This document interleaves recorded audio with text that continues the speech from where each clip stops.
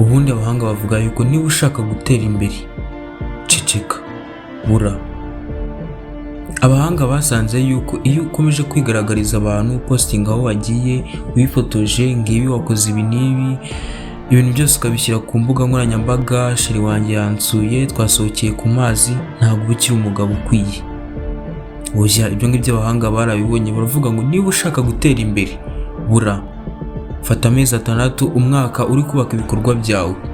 Ariko muri iyi minsi biratangaje gusanga abana b'abajene, urubyiruko birirwa ku mbuga bipostinga, hello guys, nakoze ibi, nakoresheje inzara. Ntabwo wazigira umuntu w'umugabo, abantu bakubahe, abantu baguhe icyubahiro ukwiye, ukifotoza ugashyira ku mbuga nkoranyambaga. Kwifashisha igitabo cy'umunyamerika Caesar yanditse mu mwaka w'1960, yavuze yuko imbaraga z'umugabo ziba mu guceceka, ziba mu kutagaragara ahantu hose. Ariko ibyo ngibyo mwarabyirengagije, urubyiruko rw'iyi minsi mwarabyirengagije, mwibereye mu mayoga, ntabwo mushaka kumva. Ubundi bavuga yuko niba ushaka gutera imbere, gerageza wihangane. Kwihangana abantu b'iminsi byarabananiye, mu gihe unaniwe kwihangana ugasanga umujene we sheri we yamwandikiye, yabonye amafoto ye yamusohokanye, mu gihe unaniwe kwihangana nyibona ari amafoto ngo nahise mwanga, akajya ku mbuga akabivuga.